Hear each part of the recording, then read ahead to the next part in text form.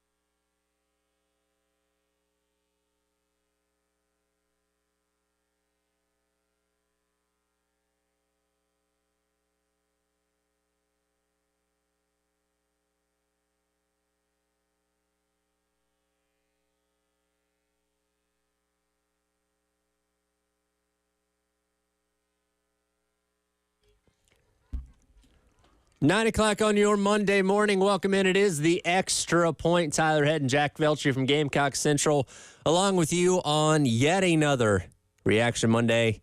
Jack, there's a lot of things to react to today. South Carolina falls to Ole Miss 27-3 in a very dismal showing on Saturday. A lot to unpack from what we saw on Saturday. They showed up on Saturday? Not really. No. To be honest with you. No? Wow.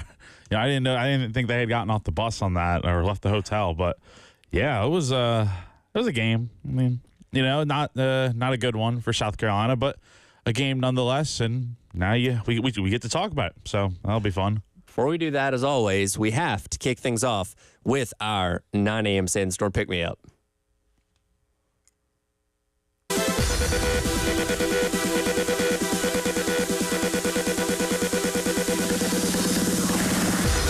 It's time for your 9 a.m. Sandstorm Pick Me Up, brought to you by South Carolina's largest injury law firm, George Sink Injury Lawyers. If you've been hurt in the car or at work, call George Sink now at 803 all 9s. Not the most joyous pick me up, though. I think everybody certainly needs it this morning.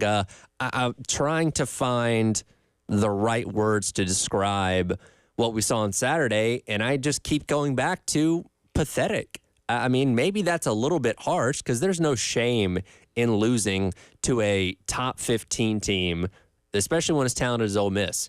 But when you just don't show up on most phases of the game like South Carolina did on Saturday, I can't think of any better word to describe it than pathetic. I think this game might have been worse, at least from just like the LSU game, you could have won that game. This one, you just didn't show up. And there were so many mistakes you made in this game, and it just kept happening over and over again. It wasn't like one mistake here, one mistake there. It was every which way, and that's probably the most frustrating part is that you had your opportunities to make, I don't even know. It's just there's so many different things that happen in this game that really just make you question, what are we doing here? Well, the most frustrating part is you had 2 weeks. You are coming off of a bye week.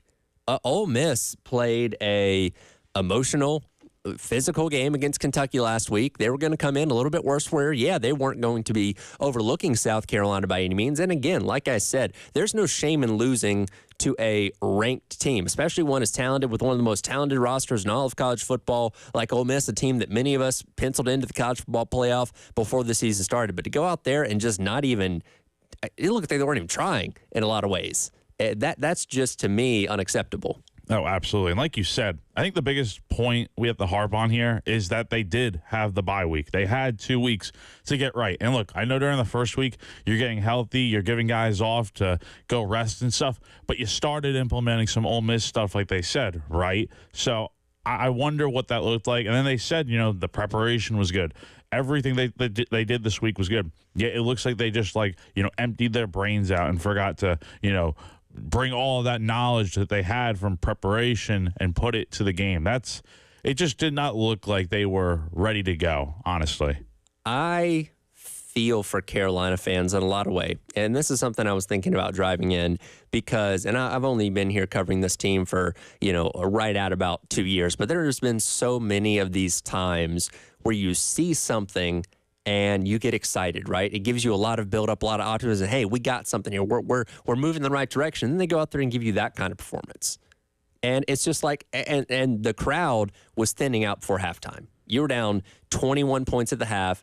There was nobody, maybe Gamecock Larry, but there was nobody else in that building on Saturday that thought South Carolina had any chance of storming back in that second half. So they left. And I don't blame them because if you're not going to put on a better product than that, why are people going to stick around for it? Yeah, I'm usually somewhat critical of people that, because I was always someone when I went to Carolina and stuff, I'd stay till the end of games, even if it was bad. I mean, I remember staying for the Georgia blowout win back in 2019 or whatever the case might be. But the point is, or 2021. But anyway, it's just, I understand why these people left because it's a bad product put out on the field.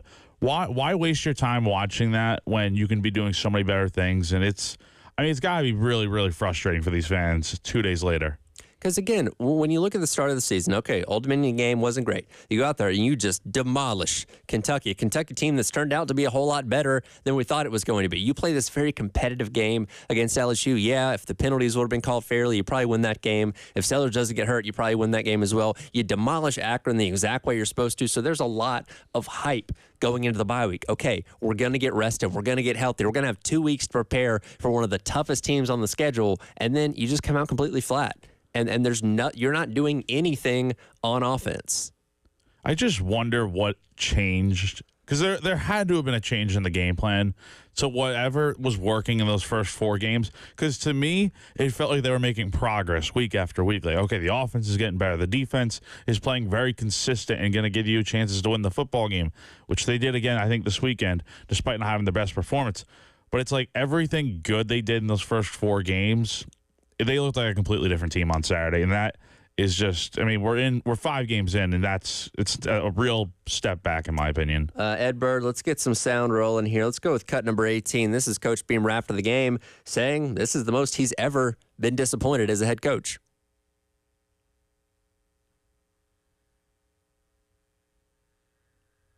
Having said that, probably is disappointing, not probably the most disappointed I've ever been as a head football coach in the way that we played. And that starts with me as the head football coach. We talked coming into this game, Ole Miss was the most penalized team in the SEC. They played the most games, obviously, so they had a lot of penalties, but penalty yards per game, I think they were averaging close to 90 per game. And we talked all week about being the most poised and the disciplined team. And we were undisciplined, to say the least, today, and that starts with me as the head coach. I didn't do a good enough job. When you talk about the multiple offsides penalties, a taunting penalty, 2 offensive pass interference penalties, we got to burn a timeout on that last drive on a critical 3rd or 4th down play because we can't get lined up the correct way. Really, really, really disappointing, and that is completely on me. We all need to look ourselves in the mirror, but I've got to do a better job because we had a great week of practice, and I'm shocked at the way that we played, just to be completely frank and honest with you. Great week of practice, didn't look like it. No. I appreciate the accountability, but you can't tell me that and then go out there and give me that display. No, they must have been too busy working on their fake punt run because that was, oh my gosh, it just... We will get to that I know. Do not worry. I know we're going to get to it, but it's just, I wonder what they're doing during practice. Like, we were there for practices during the fall camp and stuff. I don't know what has changed, and it's concerning, to say the least. He mentioned penalties there, and Ole Miss came in as one of the most penalized teams in all of college football. South Carolina not too far behind them. Carolina was penalized 8 times for 85 yards. 4 offsides penalties, 3 of those were accepted, 2 unsportsmanlikes. This is an ongoing issue. And yes, look, have there been calls that have been controversial? Yes. We obviously know what happened in the LSU game. There was a pass interference called on Mazeo Bennett that I'm still trying to figure out what happened. But overall, this is just an undisciplined football team that's making stupid and basic mistakes every single week. False starts, offsides, like these things. You can't be making these mistakes at this high volume halfway into the season. And not to mention, Dylan Stewart, what are you doing? Bro, in no world is any kind of gun-related celebration not going to get flagged. How do you not know that? What are you doing? Obviously, just not thinking there. Not once, but twice. Twice he did it. How? How do you go onto the field? And I get it. You're excited. You're caught up in a moment. But what do literally part of any you, other celebration besides that? Throw your fist in the air. Exactly. But, I don't even know throw birds in the air. I don't care. Just don't do that. Literally, and that's the worst thing you could do in this climate, in this day and age. That's awful. And I don't understand the logic behind it. I can live with some of the other game decisions that were made and stuff, and the offsides penalties and stuff, but the things that you can control, that is awful, and it's not okay. And I really do hope that this is a big lesson learned here, and that this never happens again. Imagine this flying with some other coaches out there that we know are really brutal and stuff. This was unbelievable, to say the least. I know Coach Beamer. In fact, let's see. Cut number 20 here, Ed. This is just a very brief response from Coach Beamer when he was asked if he talked to Dylan Stewart about the taunting penalty. Cut number 20 here, Ed.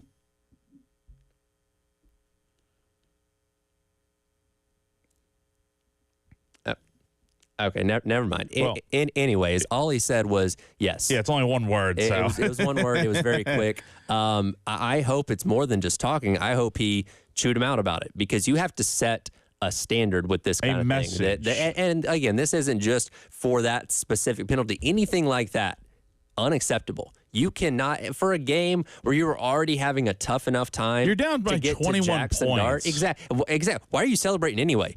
You have not done anything on any side of the ball at this point to warrant celebration. That bothers me, watching a game where a team's down by 3 or 4 touchdowns, and then a guy gets a first down and he's pointing forward. No, you've done nothing to warrant celebrating. You're down by 3 touchdowns. You should not be celebrating anything. Infuriating. I would have benched him the rest of the game. I don't care who You have to send a message, because he did it twice. Twice he did it. So clearly, whatever you said to him after the first time, if you did say anything to him, it didn't get through. You have to lay the fist down at some point. It's ridiculous. And look, I think Shane's doing a good job, recruiting and stuff. He's won some big games. But at the same time, I'm not saying this is the case, but you can't be friends with everyone. You got to sometimes be a coach. And in a situation like this, you have to lay the hammer down and let it be known that, hey, this stuff is not going to fly around here. We are South Carolina. We do not do things like that. And it's inexcusable on every level. Cannot happen. Again, there's a lot to unpack from this game. Let us know your thoughts. Firehouse Subs text line, as well as the Love Chevrolet phone lines, 803-404-6100. Coming up next, South Carolina lost this game after its first drive. We're going to talk about the fake punt, because what the hell? I don't even know. That's the best way to put it. That's the best way to describe it. It is the Extra Point in Your Reaction Monday. Tyler Head and Jack Felcher along with you here on The Game.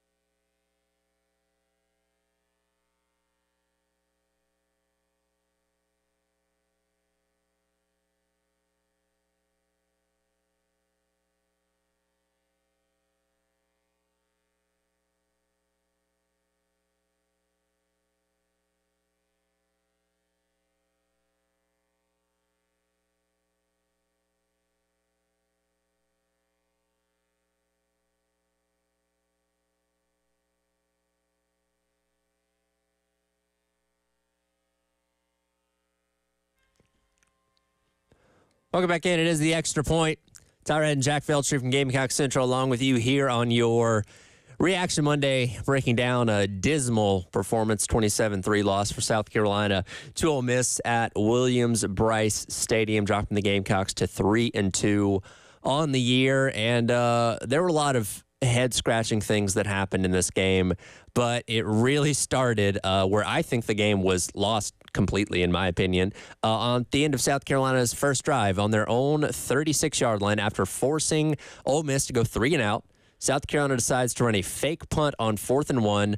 Maurice Brown gets the snap as the up back, immediately gets tackled, and they hand the ball to Ole Miss in plus territory. They then proceed to turn that into the first touchdown of the game to go up 7-0. Let's hear Coach Beamer, cut number 11 here, Ed. Coach Beamer's assessment of said fake punt.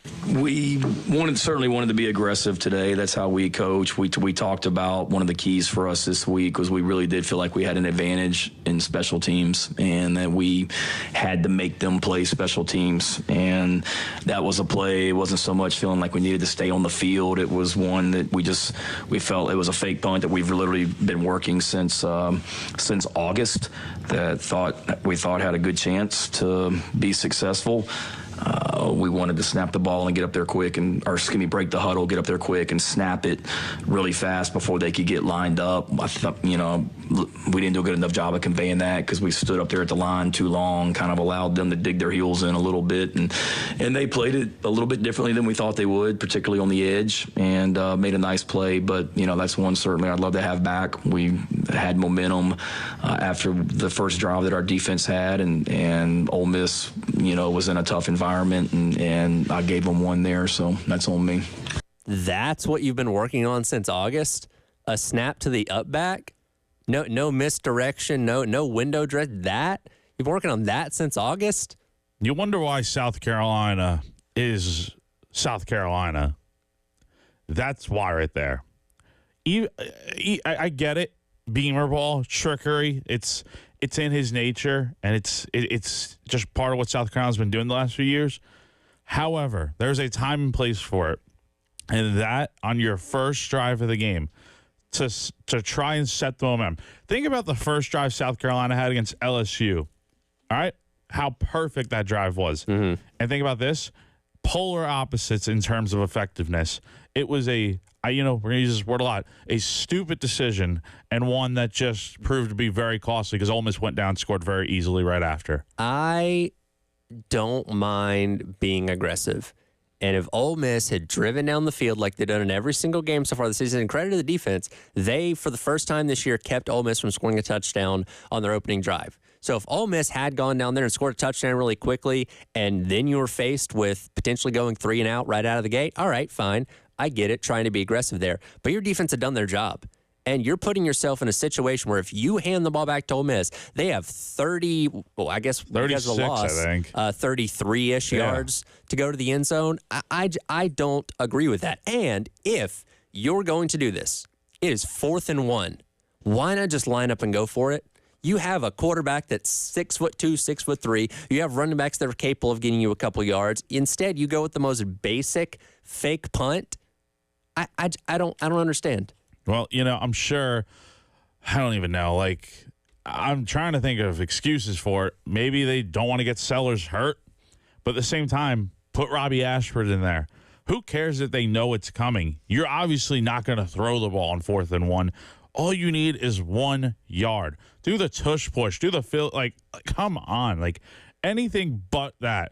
And also, think about it this way. Mo Brown got the snap, right? Yeah. He's basically lined up in the shotgun, so he doesn't have to go 1 yard. Yeah, it was 4. Yeah, and he got stuffed. Ole Miss knew it was coming. The announcers knew it was coming. Everyone in the stadium probably knew it was coming.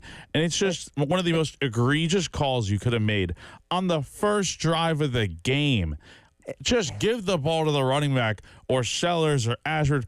Give it to Tonka Hemingway. I don't care who takes the snap. You have a reputation, Beamer Ball, as a team that is aggressive on special teams. So don't you think they're going to look at every single special team scenario as a possible fake? It's and again, whatever they showed you on tape, clearly they were ready for it. I mean, yeah, obviously. I mean, and this is a team that, keep in mind, Ole Miss had 1 week to prepare. You would have thought Ole Miss was the team with 2 weeks of preparation because, my gosh, man, it's silly.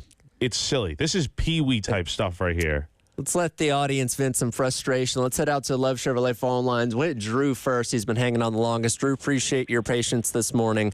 What's on your mind today? Hey, guys. So earlier, I know you were talking about the penalty, which, again, I think you guys said it really well. I could hear Jack's frustration with it. It's very stupid, but it wasn't just that. This has been like a thing that's been going on as I've been watching college football through week 5. That obviously, I don't know if you guys remember during the LSU game, they got flagged for the same thing. Judge, after he made that first drive, third down play on Juice to stop him, he came off and picked his shirt up on the side, brandishing a weapon. Nick did it again on not Harbor. Eamon Worry did it when he had a pass breakup.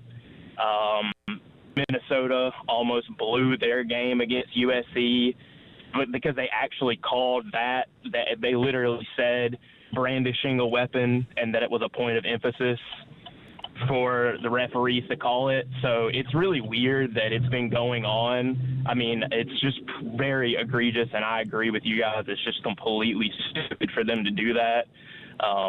Especially that, like, I equated it to some friends in a group chat that, you know, if you went up after you did a play and you did, like, your thumb across your neck, it's the same concept. Like, you're basically saying you're going to kill the guy, which is, you just can't do that. It's the stupidest thing in the world.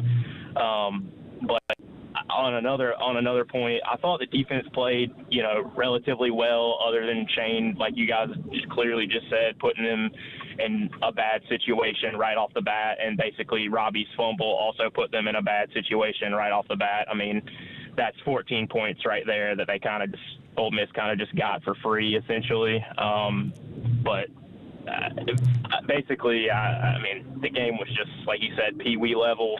I don't really know kind of how you go from looking how you looked and seeing progress to that. It felt like basically we were back at Old Dominion levels of how we were play calling and just running the offense and everything like that. But thanks for taking my call, guys. I appreciate it. Yeah, appreciate it. Absolutely, Drew, and a lot of good points made there. And he's right. This isn't just something we've seen in South Carolina. There have been a lot of these weapons It type happens of all penalties the around time, college and football. I don't get it. And if I'm a coach right now, I'm telling my team, if I see you do this, you're benched for the rest of the game. I don't care if you're the 5-star edge guy or the quarterback that's going to go first overall in the draft. Like, you have to put a stop to this, because again, there is no gray area with those kind of things. Other celebrations, okay, fine. You can celebrate a sack, you can celebrate a touchdown, but again, when you are mocking malicious intent towards somebody, whether it is the fake gun thing, you know, the lifting up your shirt, he said the throat slash, which is something that people used to do,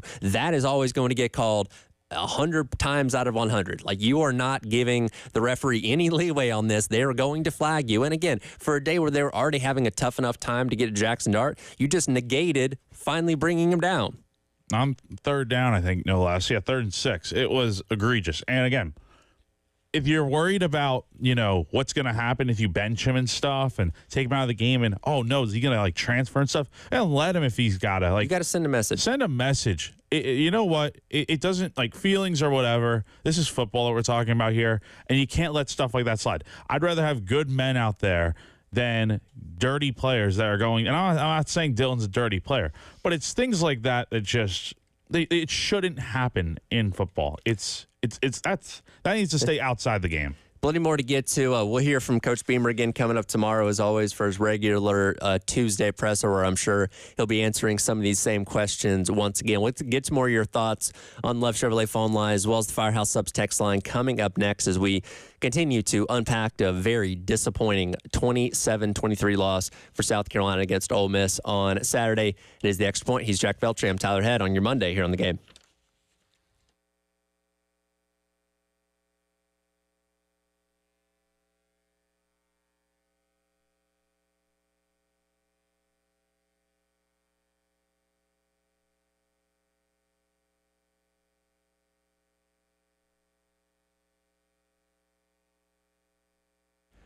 Tyler Head here for our friends over at Twin Peaks. The month of October is truly the best month of the entire sports calendar. You have college football, you have pro football, you have the baseball postseason. You've got the NHL and the NBA getting ready to start as well. I know it's crazy. It seems like their season just ended, but there is no better place to take in all those sports all at the same time, by the way, than with our friends over at Twin Peaks, right down the street from us here in the Vista. They have TVs as far as the eye can see. If you want to watch a college football game, an NBA game, an NHL game, and a pro football game all at the same time, well, you can do that. And there are going to be some nights where all those things are exactly happening all simultaneously. And again, Twin Peaks got you covered with all those TVs, not to mention the delicious food, 90-degree draft beers, and so much more. Taking all the great sports action this month of October with our friends at Twin Peaks down in the Vista.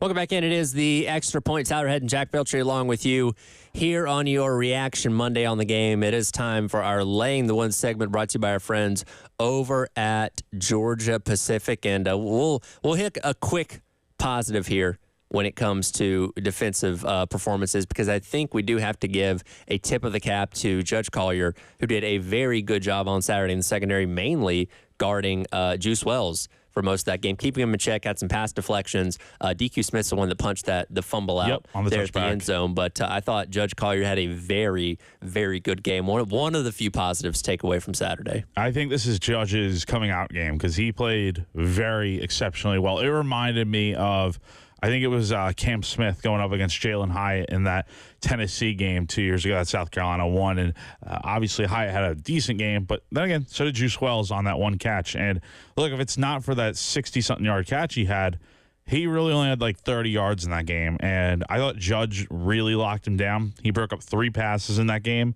And I think the secondary in general, outside of a few busted coverages at times, I know Odie Fortune had some, but like overall, the secondary played very well in this game. And most importantly, you kept Juice kind of in check. Yeah, it wasn't a terribly egregious game from a defensive standpoint. That's for sure. But getting back into the reaction of things that happened on Saturday, I got a couple people that are asking about this on the text line, and Beamer didn't even seem to remember this, but late in the second quarter, Kyle Kennard gets a sack on Jackson Dart, which was for 7 yards, which would have set them up in a 2nd and 17.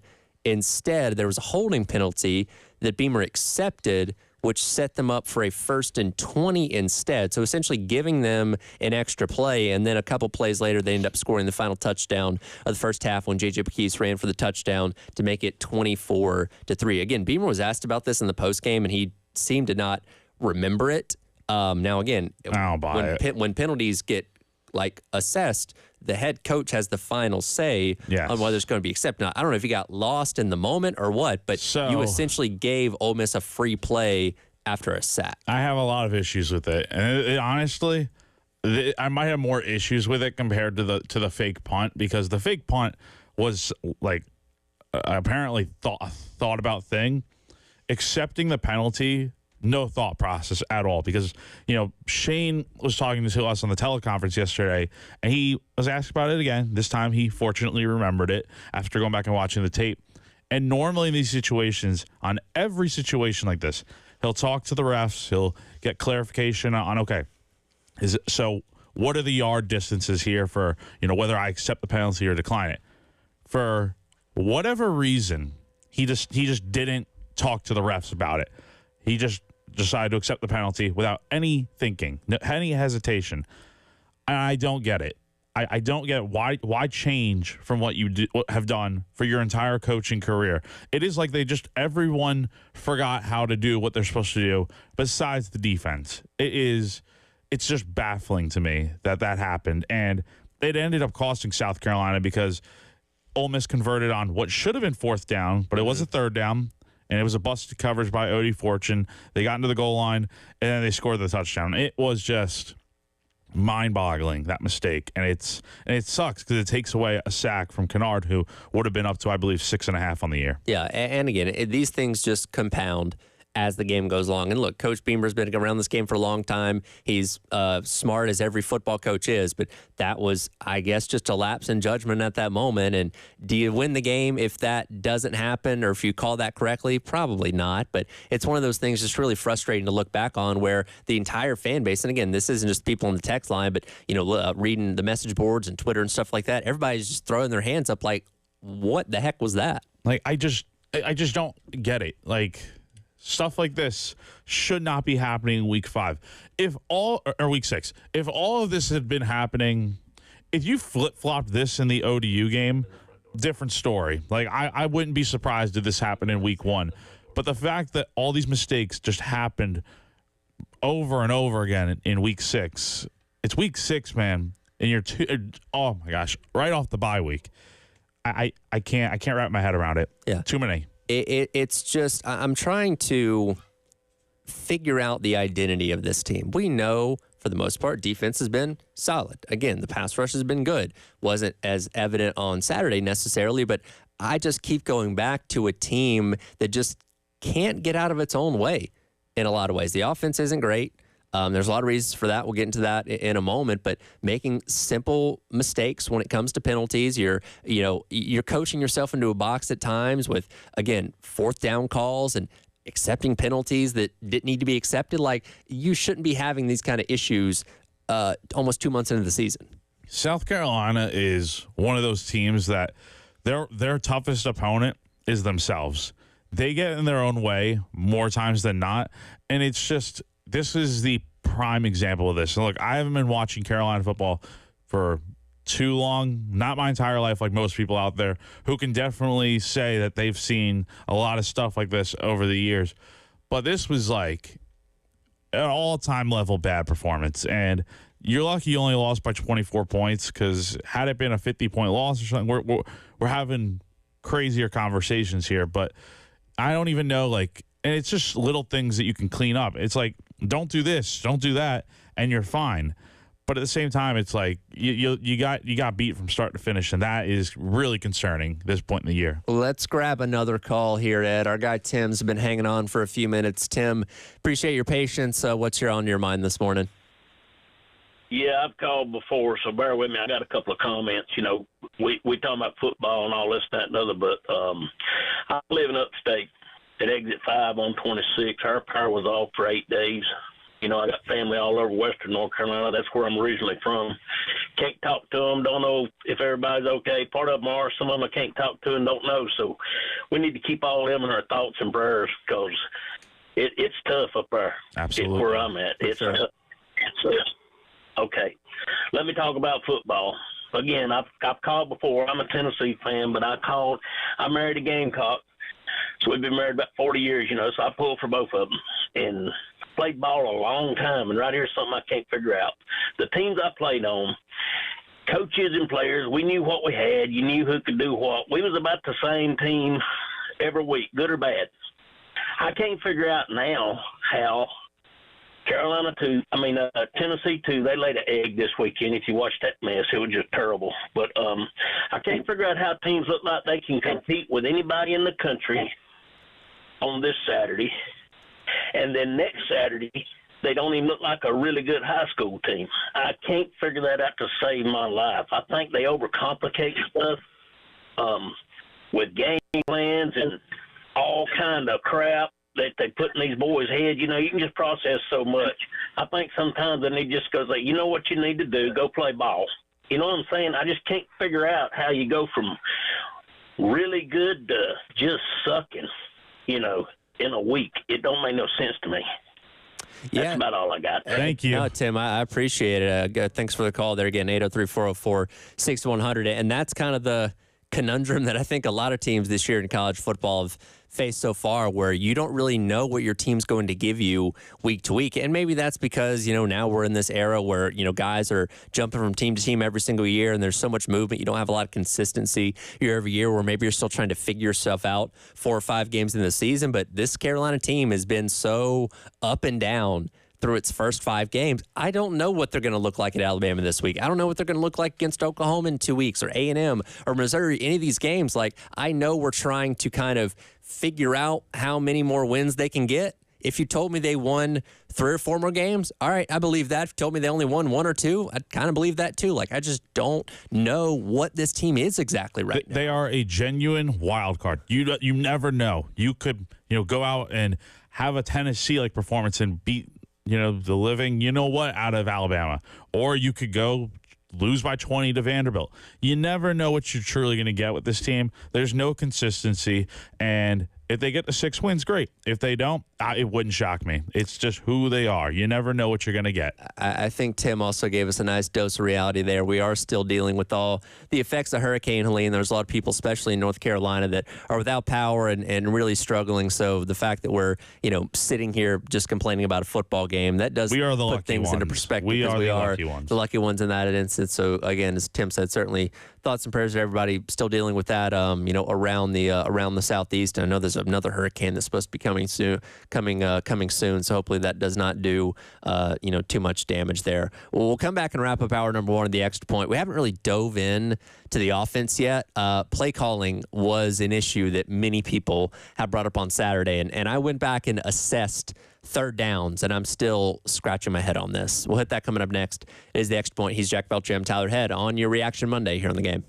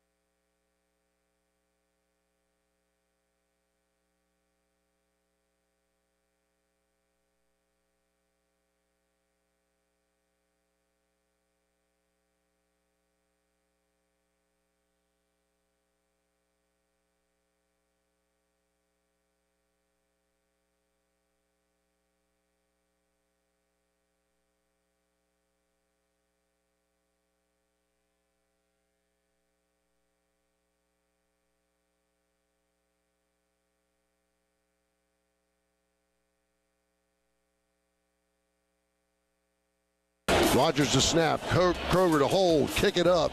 Plenty of distance. Not a great crowd response, but they didn't like the three. We got it anyway.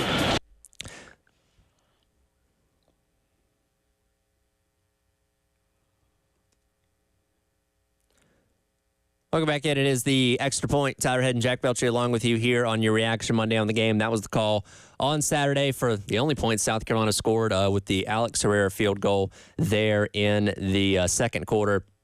As South Carolina falls to Ole Miss 27-3. That's not really an offensive highlight because it was special teams, but the closest thing to an offensive highlight that we really got from Saturday, and that was after the defense had stopped Ole Miss on fourth down right at midfield. Offense was able to drive about 25 yards, and as you heard, the crowd reaction didn't really like getting the 3 points there, but finally put them on the board, if nothing else. Look, offense was a struggle on Saturday. And fortunately for those that don't know, Jack's going to be back for the halftime show today because Terry is not in town. So we've got a full 3 hours to unpack things because we haven't even scratched the surface of the offense yet. No. I want to talk about third downs because everybody, and rightfully so, is bringing up the play calling in this game. And look, South Carolina has struggled on third downs this entire year. And once again on Saturday, they were 5 of 16, so just a little better than 31%.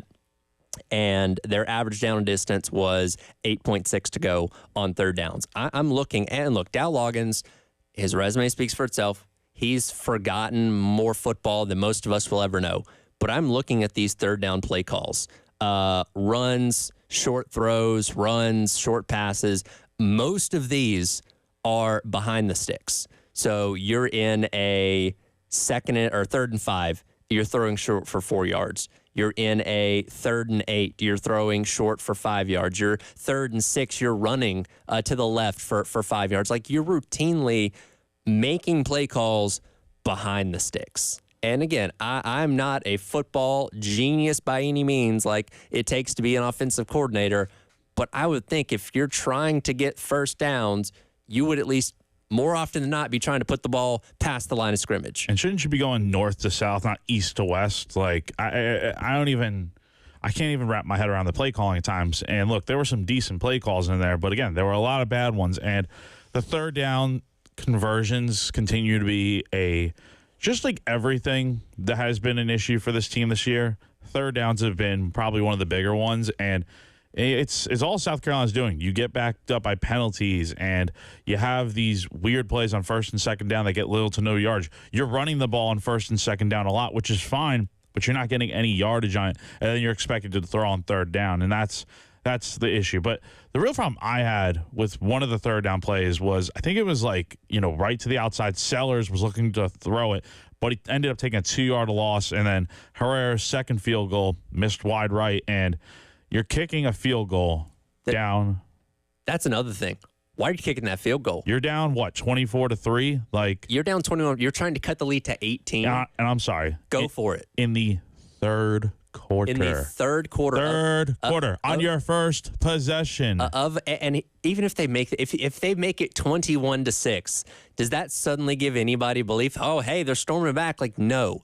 That's when you go for it. Not when you're backed up on your own 36-yard line after your first drive. That is when you go for it. That shows me a lack of confidence in the offense. Quite frankly, if you can't go for on 4th and 4, and even if you can't even put the offense out there for that is just not. It's not good enough. Not good enough. And look, I don't know how healthy Lenore Sellers was. He ran the ball. He was out there. He was the leading rusher, so yeah. He's got to have been healthy somewhere close to 100%. Rocket clearly didn't look like he was the same Rocket. He was struggling to get anything generated. We saw a lot of Oscar Attaway on Saturday, because of that. But still, I mean, this was just I don't even know how to describe this offensive performance. Awful, horrendous, terrible. You could look up every word in the dictionary around those synonyms, anything. It's not good. 6 sacks surrendered, and not all those are on the offensive line. Lenore Sellers did step into a few of those. 10 tackles for loss also. 10 tackles for loss. It's just the protection up front was just woeful. And it's every game. Nothing changes. I think they're going to end up breaking the 41 sack record they had last year.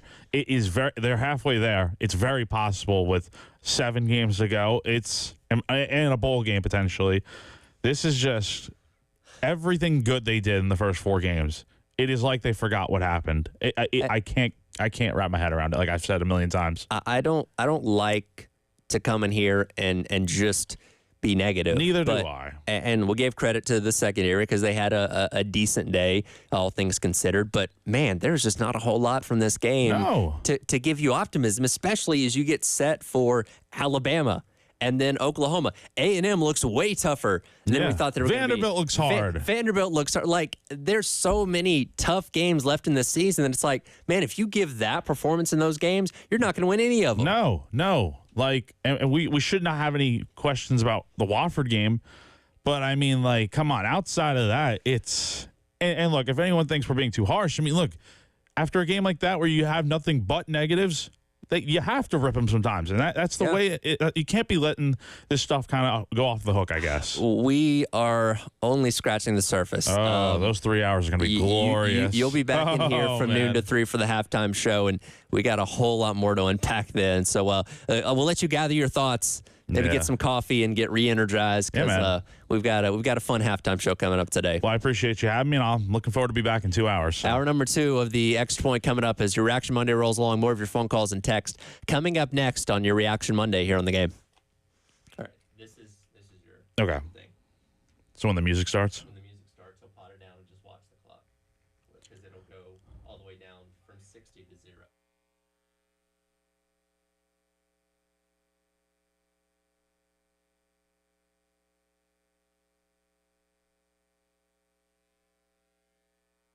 Hey, want to talk to you about or tell you about our new show sponsor, Pete Ale Wine Pool and Spa. They're an award-winning swimming pool builder that's been in the business for 25 years with more than 40 years of pool construction experience.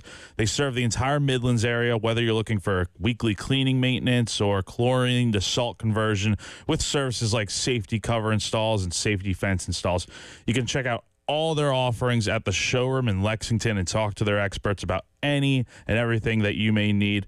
Their retail store is located at 5541 Sunset Boulevard. Again, that's in Lexington, 5541 Sunset Boulevard. And you can also check them out online at PeteAleWinePools.com. I want to thank Pete Ale Wine Pools and Spa to be our sponsor.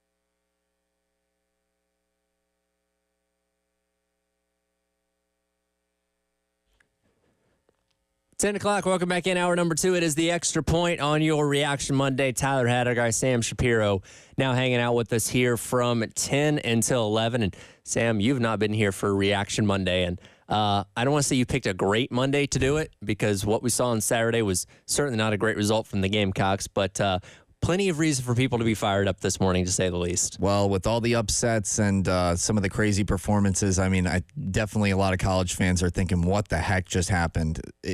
Every week you're completely changing the landscape of the game, and it's kind of just, it's weekends like this that do that. Well, I think South Carolina fans have the standpoint of what the heck just happened for looking like that after coming off of a bye week. And I said this in the last hour, there's no shame in losing to a 12th ranked Ole Miss team that has one of the most talented rosters in all of college football, and a team that many people were considering to be a college football playoff team prior to this year that still has the opportunity to do that and may very well be in that 12-team playoff when it's all said and done. But to just look that unprepared and that uncompetitive for the entirety of 4 quarters, that's what's unacceptable, and that's why people are so upset today. Yeah, and I think the big surprise is, nobody was expecting them really to, or the Gamecocks to really come into the season 3-1.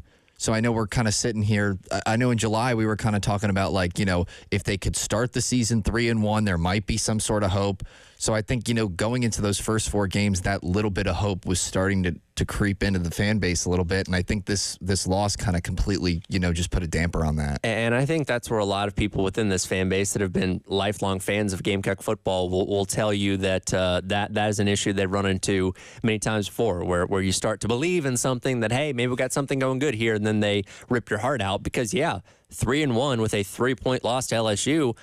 I mean, again, the LSU game was controversial, to say the least, but that was exactly where you wanted to be. You would have been elated if I would have told you that in July, with South Carolina doing that going into your first bye week. And then, look, if you lose to Ole Miss 27-21 or 27-24 on a last-second field goal, you're not thrilled about it, but you're like, okay, you went toe-to-toe with another great team, and that gives you optimism and hope for the rest of the season. But as I look at many of these games down the line, Alabama, Oklahoma, A&M looks a whole lot tougher. Like, I don't know what version of this team we're going to get, because what we saw on Saturday looked like the team that struggled to beat Old Dominion week number 1. Not the team that bludgeoned Kentucky, not the team that went shot for shot with LSU, not the team that dominated Akron the way they were supposed to a couple weeks ago. It just looked like a team that had rolled out there in week number 1. Yeah, and I think going back to kind of that LSU game, when you go to toe-to-toe with, a conference powerhouse kind of like that, it gives you hope. It makes you think that, going into some of the tougher games, there might be a different outcome. And I think that because the result was so much of a blowout fashion, people weren't necessarily expecting that because of how the LSU game went. Granted, there were some calls in that game that felt like, oh, okay, maybe the Gamecocks should have had this if a few calls went a different way.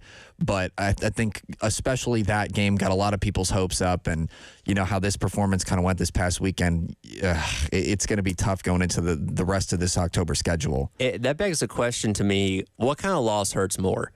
Does it hurt more to lose a game like LSU, where, again, controversial officiating, you lose your starting quarterback basically for the entire second half of that game, and you play the what if game coming away from it, or a game like this where you just don't look like you're in the same league as the team you're across from?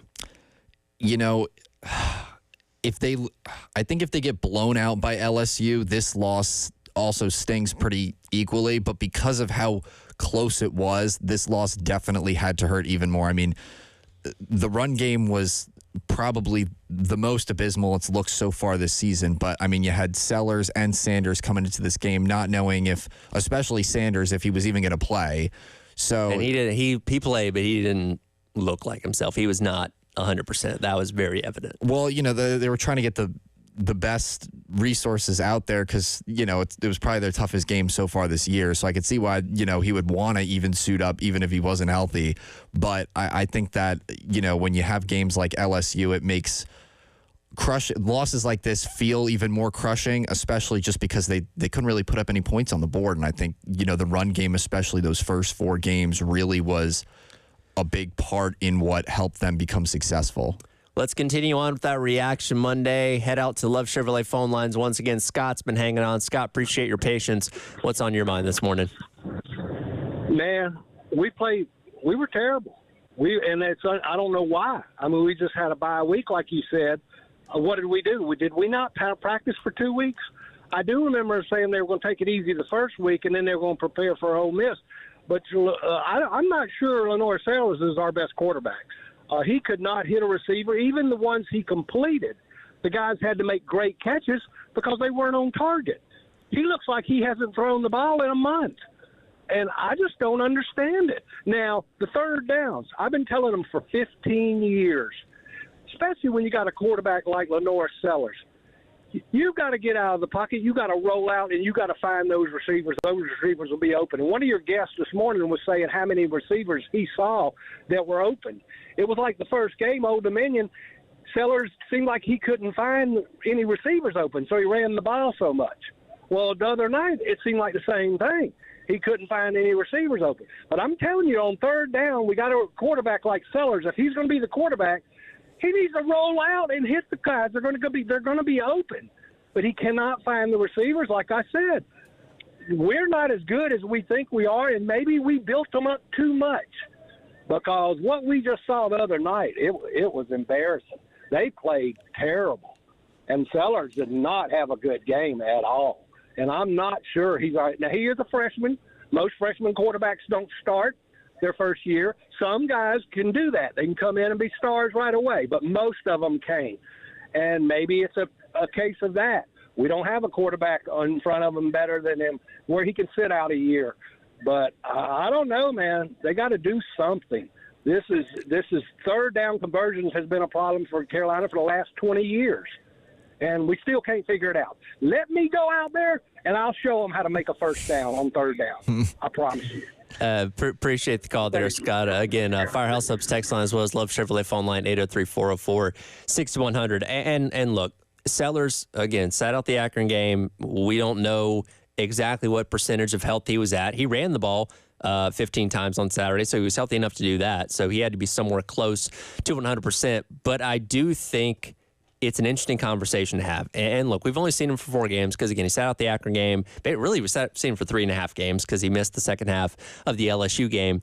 But I do think we all expected him to be a little farther ahead than where he's at as of right now. Redshirt freshman, there's going to be growing pains. There's going to be learning process, all that kind of stuff. I get that. But I think we expected him to put the offense on his back a little bit more. And yes, he has bad protection up front. He got sacked 6 times on Saturday. Not all of those are on him. There was certainly some protection issues up front, but we have not seen him emerge as the superstar we hope he would be. The turnovers that he's making, especially the interceptions, because he threw the one on Saturday into the end zone to Josh Simon. It's like he didn't see the safety that was crashing down on that and threw it right to him. Like, he's still making very basic mistakes, which, isn't completely inexcusable because, again, he's just in his 4th career game as a starter. But I think we all expected a little bit more out of him up to this point. I think because of how strong the season has started and because of how strong his run game already is as a redshirt freshman, I think people want to see more out of his pass game already. I mean, you could clearly show, young starting quarterback. He's going to have issues, obviously, in the pocket, especially when you don't have a clear-cut wide-out one in that offense. So I think that, the youth and inexperience is kind of showing. Definitely needs to polish up a little bit more, but I also think that people are kind of forgetting that he is a redshirt freshman. Like,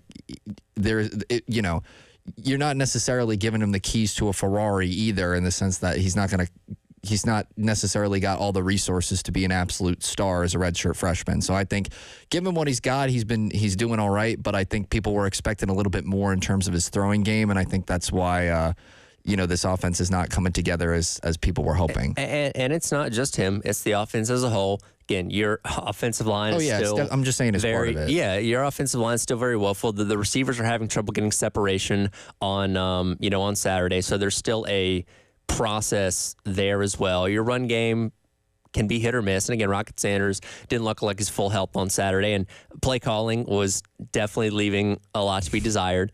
to say the least. You're struggling on third downs. Like this is just not a good offensive team right now. And we knew it was going to be a work in progress to where you didn't expect them to come out of the gate firing on all cylinders. But again, we're 5 games into the schedule right now, and it's like, okay, we're about halfway through the season. How much better are you really going to get is the question that I start to ask, because again, your defense can play well, but if you can't score points at a consistent clip, you're not going to beat these tough teams you have coming up. Yeah, and I think, because of how I know I'm kind of beating a dead horse talking about Sellers on the ground and yada yada this morning, but I think us kind of alluding to the third down conversions, that could definitely be a great starting point in getting more third down conversions. I mean, on those 3rd and 2 plays, 3rd and 4. I mean, if you're within 5 yards, if you got legs, you could totally make the most out of, a solid block to the left or a solid block to the right. I know they definitely, the Gamecocks have the pieces to kind of set up those plays. So I think if you start there, you can start chipping away at least some of those third down conversions that could at least extend some drives for this offense. Got more you waiting on the Will Love Chevrolet phone lines, 803-404-6100. We'll hit some of those coming up as your Reaction Monday rolls along. He is Sam Shapiro from WIS. I'm Tyler Head. Reminder, the Loyola-Lisa Special Teams Touchdown Contest continues on as $600 will be up for grabs as South Carolina takes on Alabama on Saturday. Go online to 1075thegame.com and register for your chance to win the Loyola-Lisa Special Teams Touchdown Contest. If no touchdown happens, that means $700 rolls over for the Oklahoma game coming up in a couple of weeks. It is Reaction Monday on the Extra Point. Tyler Head and Sam Shapiro here on the game.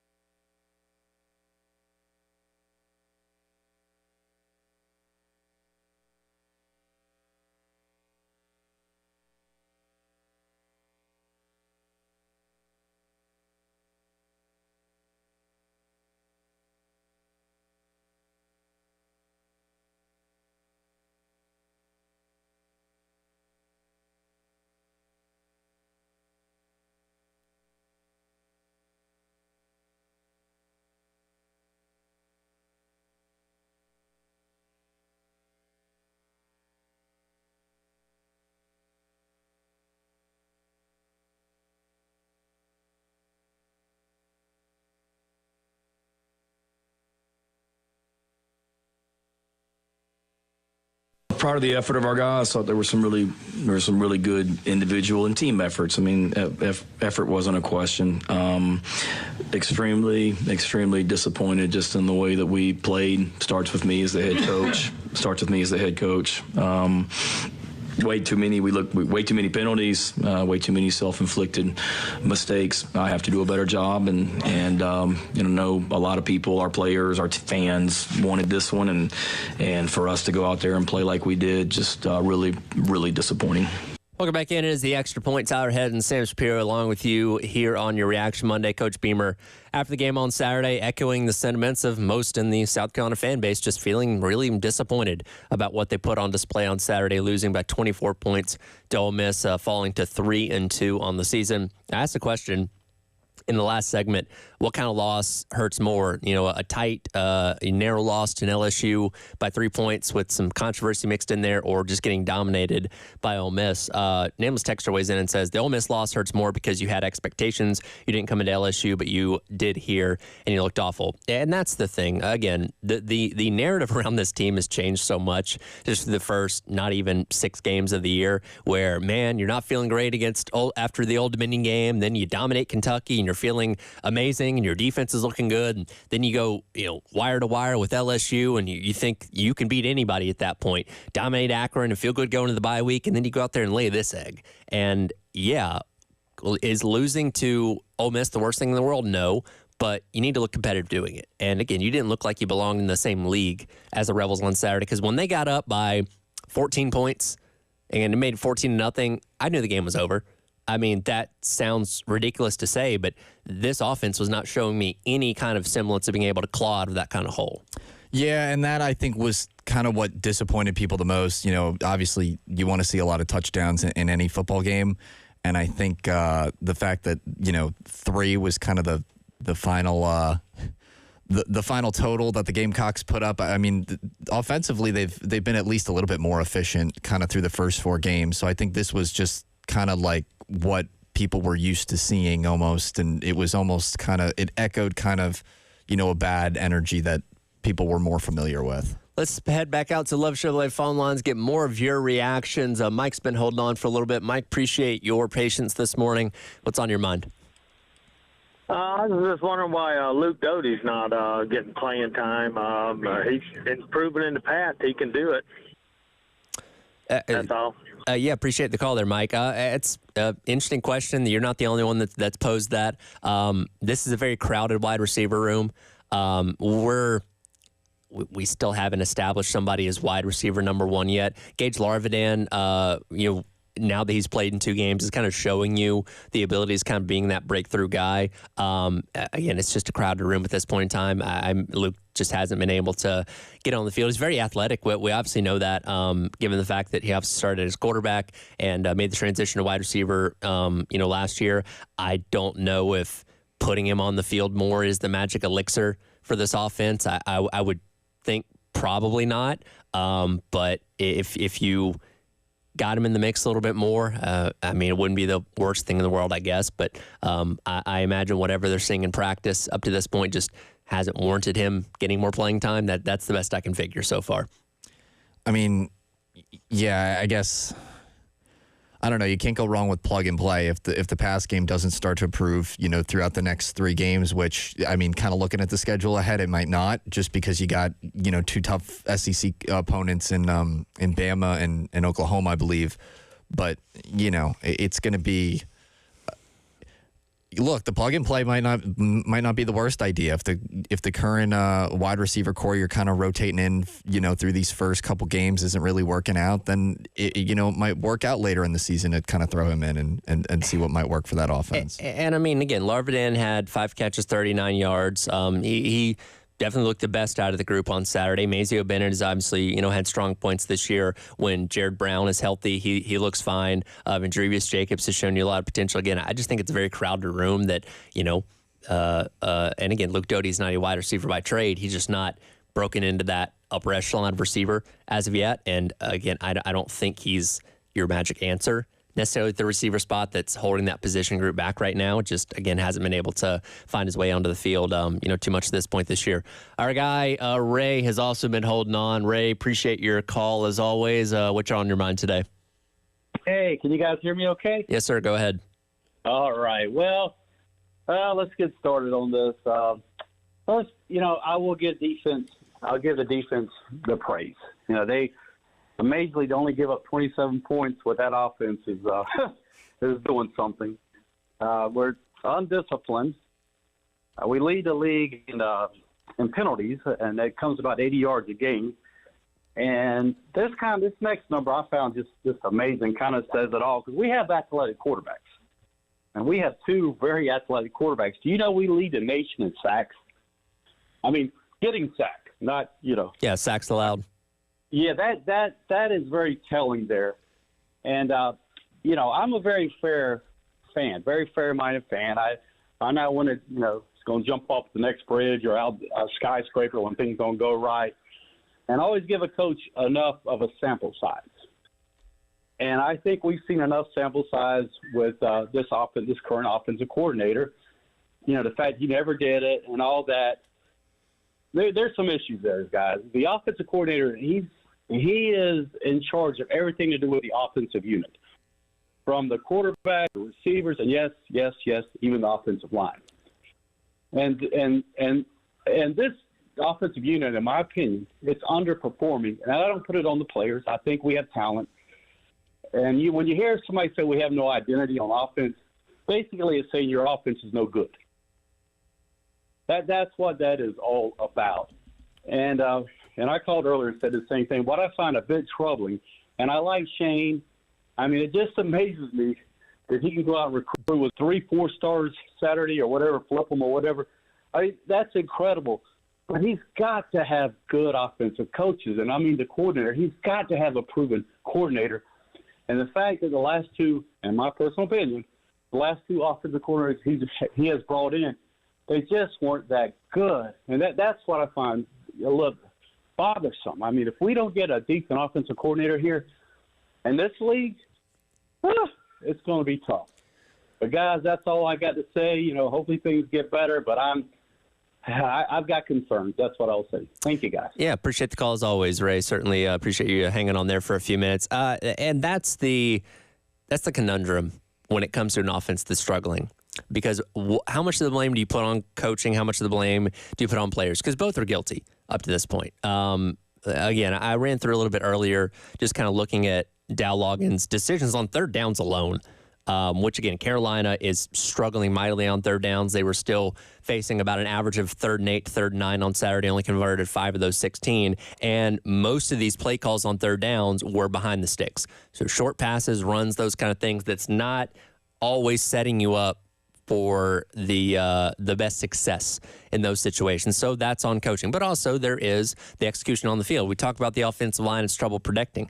Dow Loggains is not out there blocking for Lenore Sellers. You have to have your guys go out there and do their job. And again, you have what you think is the best combination of a starting 5 right now on the offensive line that's not doing its job well.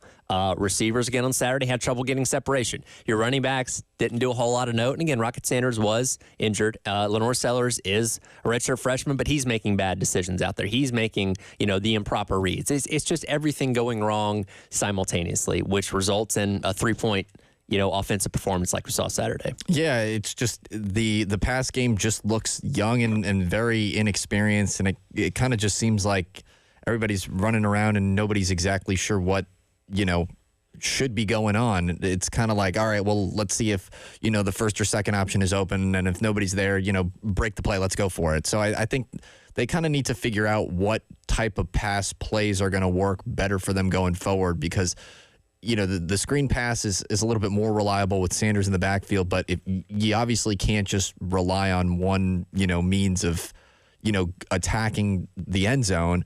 But the deep ball, I feel like right now, in terms of being refined and strong, is completely out of the cards. And that, this offense really needs to go back to the drawing board and figure out, what routes would work specifically well. But when you have a quarterback that's so mobile, it's really easy to kind of work with, the short game and the long game. So I think just figuring out, what passes work better for Sellers and what will make him comfortable will be a good step in the right direction for this team. It's an entire team that has to look itself in the mirror and figure out what it is and what it's going to be going forward, because the schedule does not get any easier. We've spent the past hour and a half reacting to what South Carolina did. This was an insane Saturday of college football, highlighted by the number one team in the nation going down in Nashville. We haven't even talked about this yet, but we have to get to that coming up next. It is the Extra Point on your Reaction Monday. Tyler Head and Sam Shapiro from WIS here on The Game.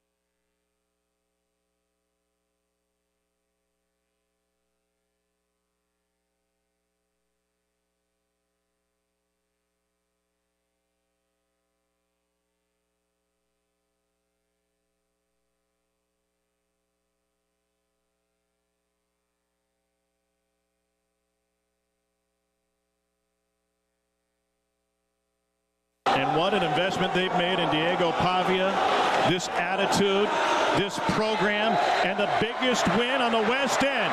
Vanderbilt takes down number 1 Alabama.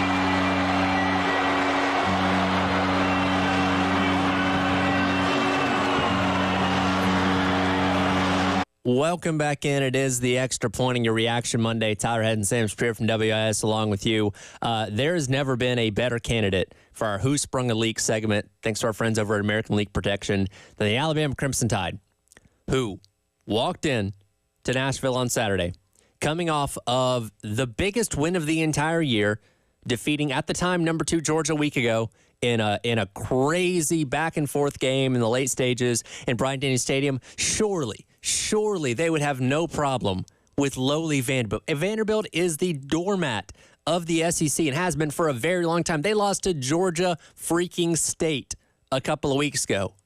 But on Saturday, the Commodores, and I don't want to say Alabama lost this game because that would be disrespectful to Vanderbilt. Vanderbilt beat the number 1 team in the country and did it thoroughly. Yeah, honestly, kind of watching everything around the game was absolutely hilarious, but I think the icing on the cake was Nick Saban going on Pat McAfee talking smack, going, well, there are more Alabama fans that go to these games. I think that was the final kicker that really did it for Vandy. Well, he's not wrong. Anytime an SEC team goes on the road to Nashville, they own the stadium. There were more Alabama fans there than Vanderbilt fans. People look at that as like the vacation spot at the SEC. Hey, we're going to Vanderbilt this year. Let's make a weekend out of it. Go to Broadway, all those kind of things. That's just what everybody does because this has been the doormat of the SEC, as I mentioned. And there was no reason to believe that Vanderbilt had any kind of chance in this game. And here's the thing. So Vanderbilt drives down the field at the beginning of the game, gets a touchdown on their first drive. Okay, fine. That happens. Scripted plays, all right, whatever. Well, then they get a pick 6 on Jalen Milroe and make it 13-0. Okay, all right. But we're so preconceived to the Saban-era Alabama team that you're sitting there thinking, okay, well, they're gonna get it in gear. Like, all right, they're going to dominate. They're going to win by 3 touchdowns, and we're going to just laugh and say, oh, wasn't it funny when they were down by 2 touchdowns to Vanderbilt? Then they're down at halftime. Then they're down in the third quarter. Then they're down in the fourth quarter. Then they score a touchdown to make it 40-35 and say, okay, well, all I got to do is get one stop here. Just keep Vanderbilt from getting a first down, and then Alabama's going to drive down the field, and in the last 20 seconds, Jalen Milroe is going to find Ryan Williams. They're going to score a touchdown, and they're going to be sweating and say, whew, that was a close one, but they escaped, and they're still going to be the number 1 team, and that didn't happen because, again, Alabama did not lose this game. Vanderbilt won this game. Oh, Vanderbilt won this game. I mean, even just looking at the box score, they had double figure points in 3 of the 4 quarters. They scored at least a touchdown in every quarter. Like, this is the Vanderbilt team that I feel like nobody was ever expecting to see, at least in anybody listening's lifetime. So it was very funny to watch, and I think this is the first time Vanderbilt beat them since 1984. Yeah, it's insane. Let me give you a stat here, because last weekend Alabama beat Georgia, right? They had the 28-0 lead. Georgia comes storming back, takes the lead for 13 seconds. Then Ryan Williams goes out there and looks like a Superman, with that touchdown catch and run that ends up giving Alabama the lead. But nonetheless, Georgia stormed back in that game. Alabama gave up a 4-touchdown lead to Georgia, and then they lose this game to Vanderbilt. In the last 6 quarters of football, so this entire game and the back half, the final 2 quarters against Georgia, Alabama has been outgained 784 to 558, and they've been outscored 66-46. Oof. This is still one of the most talented rosters in all of college football. It's a different era, and it felt like it on Saturday. Nick Saban's not there anymore. Nick Saban doesn't lose this game. Nick Saban maybe wins this game 31-13. Like one of those games, like, all right, you had a big emotional win. You're a little hungover. Okay, that's fine. But those teams still found a way to win the games they were supposed to win. Nick Saban did not lose to Vanderbilt. Nick Saban never came close to losing to Vanderbilt. And look, we're still early in the season. There's still a lot of this season, the chapter of this year left to be written, but this is a bad look for Kalen DeBoer in year 1. Oh, yeah. I mean, this loss is kind of telling that the Saban narrative has really become the standard and what is normally expected seen out of, Crimson Tide. I mean, you're expecting, I know everyone watching that game was expecting some late game rally from Alabama, even with 5 minutes left in the fourth quarter. But like you said, when you have DeBoer stepping in, it's a new era. I mean, that's definitely a reason people shouldn't necessarily have this narrative centered around Alabama, at least in this first year of him coaching the team. Again, I'm tilting this more towards Alabama when we should be giving praise to Vanderbilt. Oh my God, Skip Bayless's reaction was priceless. I don't know if you saw that. Clark Lee is doing something here. This past offseason, Vanderbilt's roster was gutted. Every time these past couple of years Vanderbilt's had a decent player, they get taken because this has essentially become the minor league of the SEC.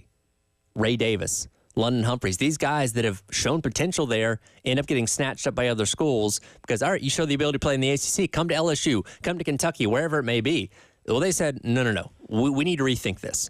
They pwned it up in the NIL. They went out there and got a lot of guys from New Mexico, including Diego Pavia, who if you're telling me he might be a dark horse Heisman contender, I believe you. 16 of 20, 252 yards, 2 touchdowns. He commanded that offense like there was no fear. He was not looking across the number one team. He was looking across a nameless, faceless opponent in Alabama, and he played like it. This dude is a stud. Absolutely. I couldn't agree with you more. He had every right being fired up at the end of the game. He played with confidence, like there were a couple plays that didn't go his way. There were a couple plays on certain drives that could have completely killed the momentum. And I think that, how he kind of worked with Cedric Alexander really kind of put this team over the edge. They played like they weren't playing the number one team. You know what I mean? Like sometimes you go into a game and you're playing a top 5, a top 10 team and you can kind of tell the nerves are there, and when the inexperience is there versus when you're playing, a veteran, more higher, a more talented group of guys.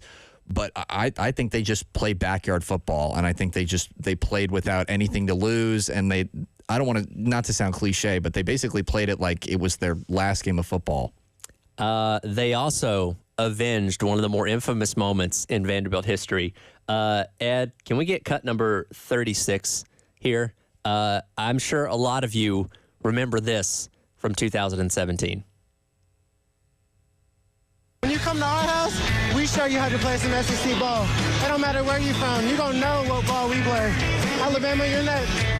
That was 2017. At the time, Vandy defensive lineman Nefe Lielau, I probably messed that name up, but anyway, prior to playing Alabama that year, Vanderbilt was feeling good about themselves. He threw that out there, and they proceeded to get crushed 59-0 the last time that Alabama paid a visit to Nashville. Well, it took 7 years, but the prophecy finally came true. I was going to say, talk about perfect timing. That aged well.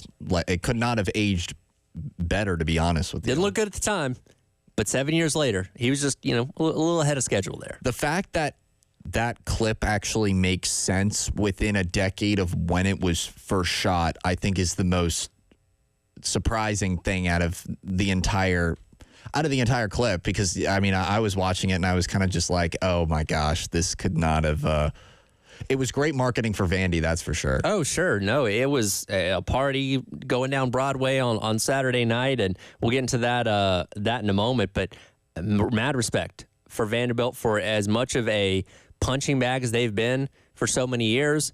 They made a statement on Saturday, and to the point where I'm looking at the Vanderbilt game later on in the year, I'm like, well, I don't know if South Carolina's going to win that. Yeah, well, I hope they do, but I think the best part of this weekend was, as you're listening to some of the scoring plays come in as the game's ending, the stadium's not getting loud and excited because half of the arena is Alabama fans. Yeah, and again, that's the norm in the SEC because every team takes over First Bank Stadium and they're in Nashville. That's still not done. They're still working on the thing. But for the Vandy fans that were there, they have a moment they will truly never forget, and legitimately the biggest win in program history. What I'm hoping is that this win will make whatever wins either come forward in the rest of the year, depending on, whatever they win through the rest of their schedule. But even next year, hopefully that will make more people want to go to their games so that at least when they score, the stadium's a little bit louder from their own fans. Well, and wouldn't it be South Carolina's luck that just like after Kentucky beat Ole Miss, they play South Carolina. So after Alabama gets embarrassed by the perennial worst team in the SEC. South Carolina comes to town next weekend, where I think many are afraid they will let their frustration out on the Gamecocks. Well, if we need bragging rights for anything, if we beat Vanderbilt, then we can at least say we're better than Alabama. Isn't that how that works? Not if you lose to Alabama this weekend. Oh, well, yeah, that's true. It doesn't work. It doesn't work Then it that cancels way, out, and then, unfortunately. Then yeah. it cancels out.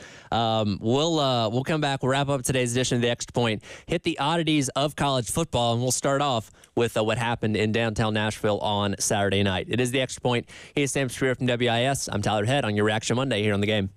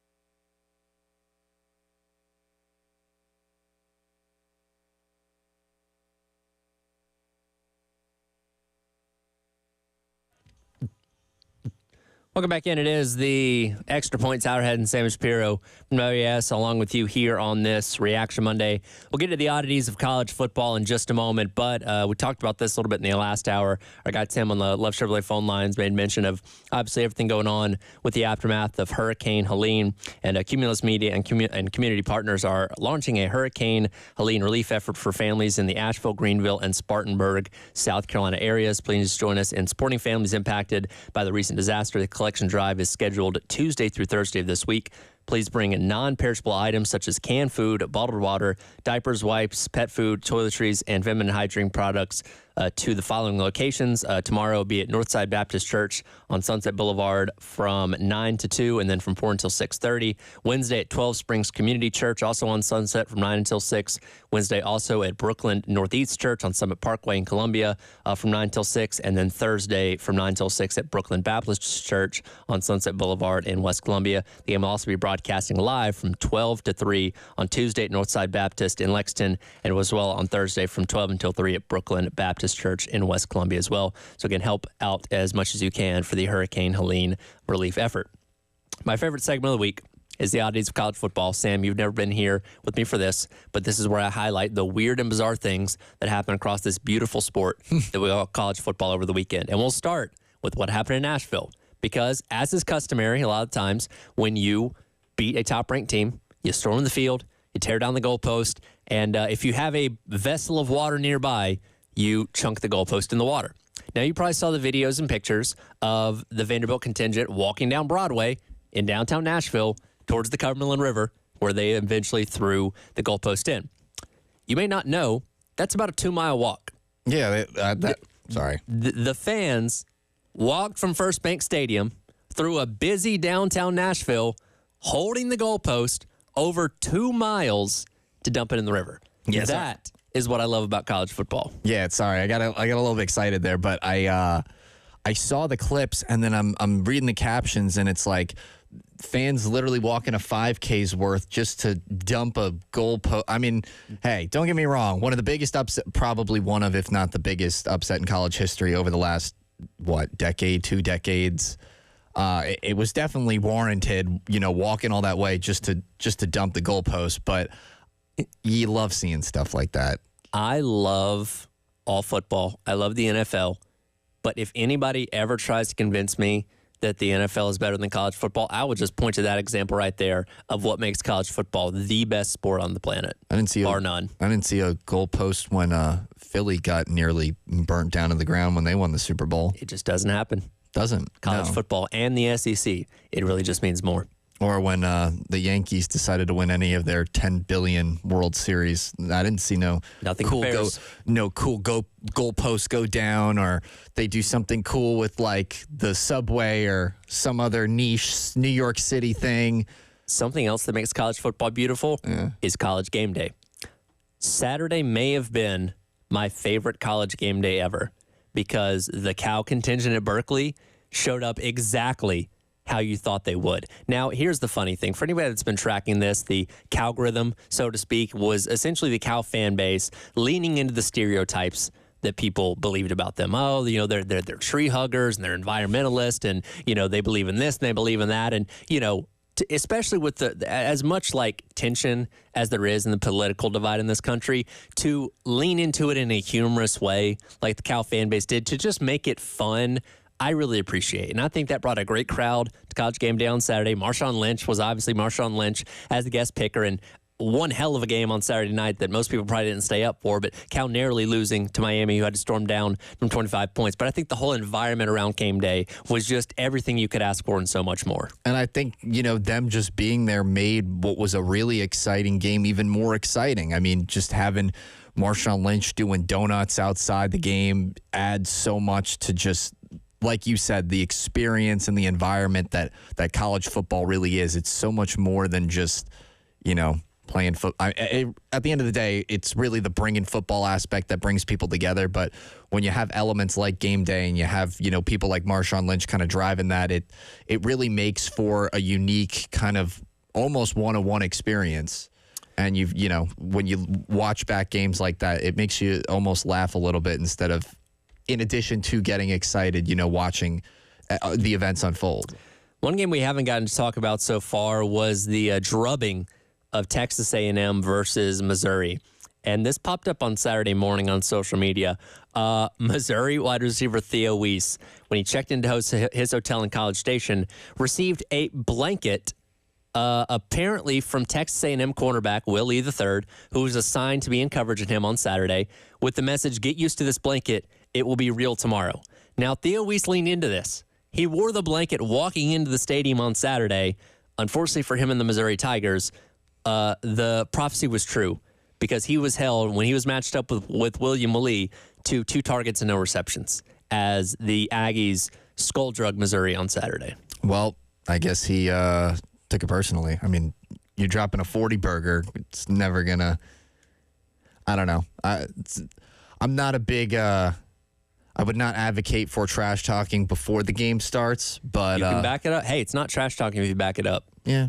You're just predicting the future at that point in time. Yeah, no. Well, I guess in that case, he manifested it, so. He really did. One more oddity of college football. North Carolina fell to Pitt 34-24 on Saturday. At one point in this game, between the end of the first quarter and the beginning of the second quarter, they proceeded to go on a 19-play drive for 81 yards, consuming 9 minutes and 3 seconds of the clock. How many points do you think they scored on this drive, Sam? Big fat goose egg. That would be 0, because after that long, sustained drive, they got all the way down to the Pitt 9-yard line. By the way, they were leading 7-3 at this point in time. They opted not take the points, went for it on 4th down, failed, and Pitt proceeded to score a touchdown on their following drive to make it 10-7.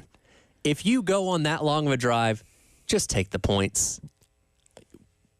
You're going to try to score for almost 20, like you ate up almost an entire quarter for nothing. God. You can't script that. You really can't. No. I know a lot of people think there are some script writers in football right now, but you can't make that up. That's the oddities of college football, and that is today's edition of the Extra Point. Sam, appreciate it. You'll be back in here next Monday, hopefully with something better to react to than today. Yeah, hopefully it'll be just as exciting and a little bit more positive. Gamecock Central Takeover Hour presented by Firehouse Subs. Coming up next, Reaction Monday here on The Game.